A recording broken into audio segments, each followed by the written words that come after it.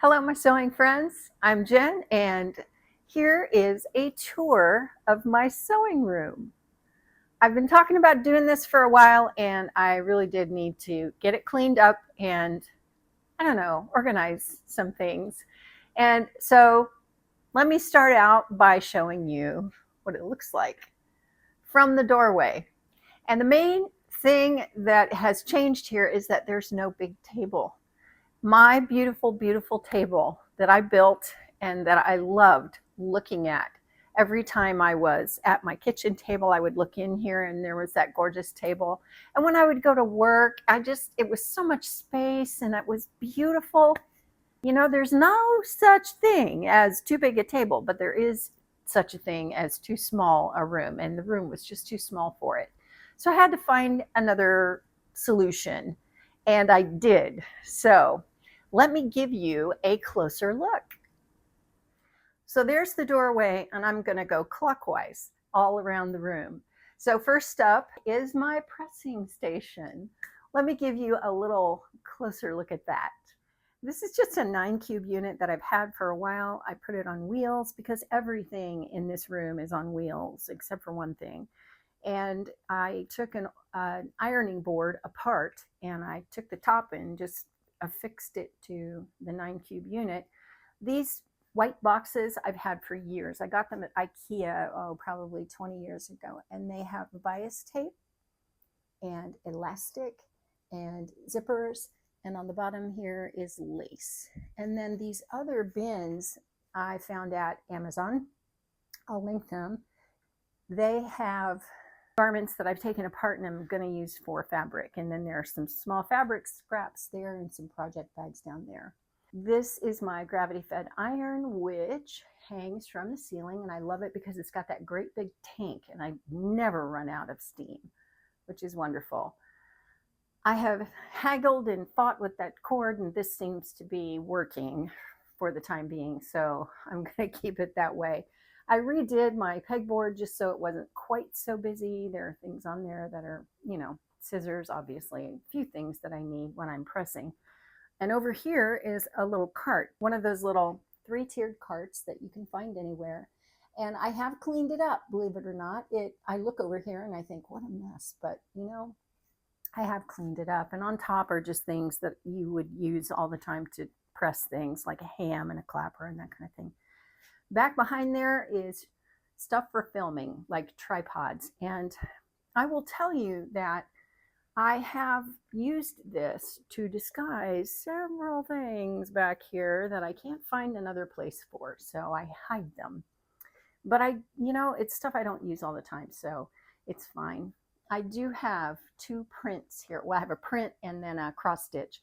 The print is, I'm not sure which scripture this is from, which story this is from. It's either the woman who was caught in adultery and going to be stoned, or it's the woman who followed Jesus in the crowd and touched the hem of his cloak and was healed. So I don't know which one. It could be either one, but I saw it and it spoke to me. It just spoke to me. And then this is a cross stitch that I did years and years ago, and it's from Micah 6:8. And that is the pressing station. And now we're going to rotate. I will give you a closer look at all of this. This is the wall that has the table, that has the machines where I make all the pretty things. I'm going to start over here where I've got all my serger thread displayed on some shelves this is just a 1x3 board that I had cut to size. And more shelves up here. I also got another long board and just cut it to size. This is my Singer 99, and that's a stack of cotton fabric and my ink on canvas and more fabric and my Singer featherweight back there. This was just a really nice, easy way to get those machines out in the open, but not have them be in the way. And the fabric, that was just an easy way to take some of the bulk out of the stash that I have in the other room. This ink on canvas was done for me by a college friend, and it serves as an inspiration board and also just a kind of place where I can put things where I want to be reminded, or things people have sent me or given me and just make me happy. This is your standard little Lazy Susan that I found at Dollar Tree, and it just has the stuff you keep by your machine when you sew. Things like, you can see brushes to clean my serger, bamboo sticks, seam rippers, all pencils and a pen, I think, Kleenex, always Kleenex, and hand sewing needles, machine needles. These little things are from Maddie at Inspired Leather, and I will leave a link to her shop below. And this table, this is one of those Husky tables. I found it at Home Depot, and I did get the 72-inch one because, honestly, go big or go home. It's just so great. And even though I didn't know if I would always want this big of a table, I thought, I'm going to get the big one and I'll go smaller when I move if I don't have the space, or I'll figure out something else. Let me show you what's in these drawers, which is why I got this table. I really wanted these drawers, which give me all this storage. These are only about 1.5 inches deep, but there are 2 of them, and they are 4 feet long. This is probably going to look like a mess to you, but I know where everything is. So it just holds stuff that I need. Machine needles, lip balm, hand lotion, marking tools, another magnifying glass, more marking things, and scissors, thread snips mostly, and there is a pair of pliers in there. So this, by the way, is a Silpat mat, and I put it in there because I don't ever use it in my kitchen. It's normally you would use it for baking, but it's non-slip, so everything stays put. And I found last night that these are magnetic. They're seam guides for my machine, and because they're magnetic, they hold the containers still, which is really nice. And on the bottom, I have a whole lot of thread. This was thread that was given to me by a person in Tennessee, a woman who, this was her grandmother's. And bobbins, more thread, measuring things, and all of the marking pens that I have. These are friction, these are Sharpies. And lastly, my chair is a bungee cord chair. I found it at the Container Store. You can also find them on Amazon, and I love it because it's got a whole lot of support, and it's perfect for me. And that is the wall where I make the stuff happen. And now I'm going to head over to this Ikea cabinet. Let me give you a closer look of what's in there. And here is my Kallax unit. That is the smaller one. I have another one, but this is the smaller of the 2, and it used to serve as a console. It sat like that, but I switched it up. Everything in this place is on wheels, so it's on wheels, and I got a few more drawers and some doors. And this is my Singer 185. It was a nice place to display that. So let me show you what's in here. I've got paper,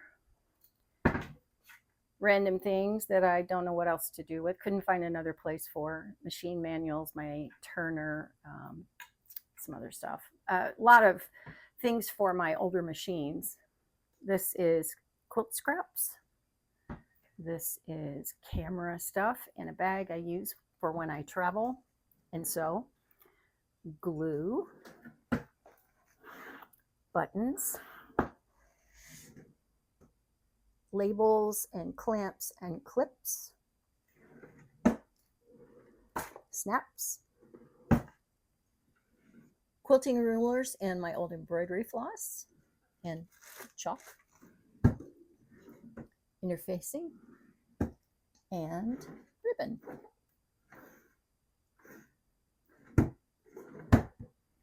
And that is the small Kallax unit. I love that it is closed storage. I can shut the door and there it goes. It's done. It's cleaned up. And from the cabinet, my table. It is fantastic. It is a flexi spot table, and it adjusts up and down. There are a lot of tables like it that do go up and down, but let me give you a little closer look at what this can do. Woo!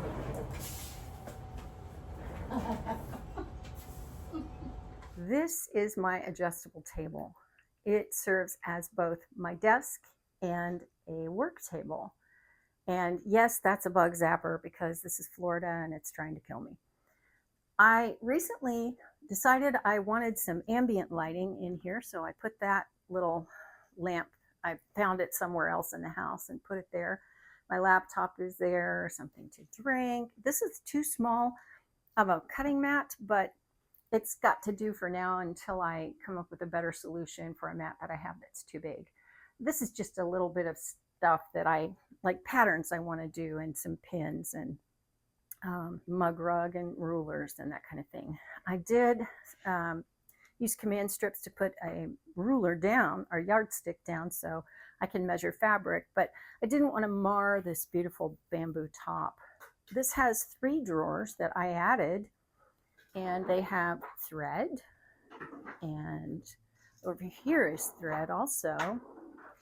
And then here is extra scissors and writing things, and pens and pencils and that kind of thing. By the way, this is the greatest pencil. It's a kid's pencil, like a kindergartner's pencil. I love it. I love it. So let me show you how this works. Like I told you, everything in this room except for one thing is on wheels, because I like to be able to move things around and I have a solid surface floor. Here's what I love.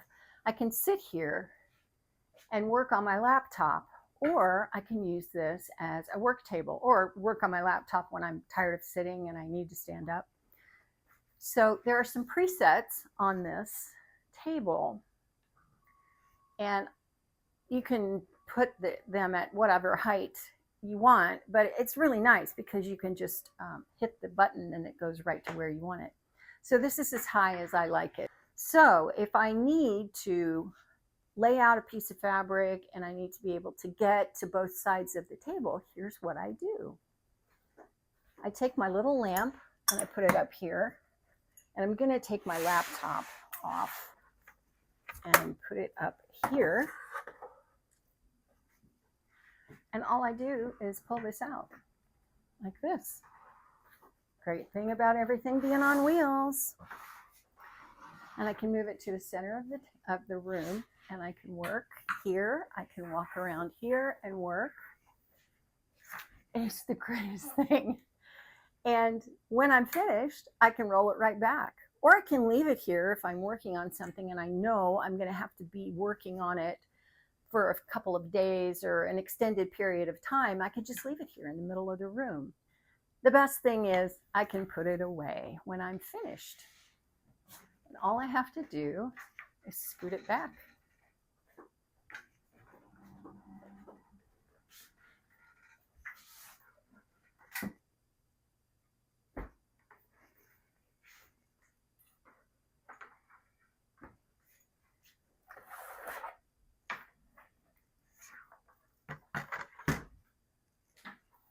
And there you go. Now we're going to go to my great big Kallax unit. This is full of all kinds of things, so let me show you what's in there. And here is the wall opposite my sewing machine wall, and it's got my big Kallax unit on it. Go big or go home, that is my motto. Over here is my dress form, and those are all the binders for my patterns. And I did have mostly patterns in this big Kallax unit, but now I have fabric and patterns. Up here I've got lace. This is silkies. This is drapery and home deck. This is silkies and sweater knits. This is bulky knits and chenille. And then over here starts all my patterns. They're all filed numerically, and they're in manila envelopes, and those go that way. Then I've got another thing of knit, knit, knit, knit. This is interfacing, more interfacing. And then this is little projects for my grandson and Christmas. And that is all the storage. Up here, I've got my two machines that I love and will never let go of. And they are my Pfaff 7570 and my Pfaff 2140. They're both great for when I want to go somewhere and sew. I can take those, or my featherweight. And then these are all my books. And then moving to the other side of the Kallax unit, I have one of those mirrors that you can get around this time of year when school is starting back up and kids are going to college and they need stuff for their dorm rooms. I'd like to have a nicer mirror, but this is what I have. And it hides a little cart here that has some odd and end kind of things in it. And then on the end of the cart is just a little bag where I can throw stuff. And that is the Kallax wall. And then we walk out, and here's all my fabric. I know. Who would think to put their fabric in their living room?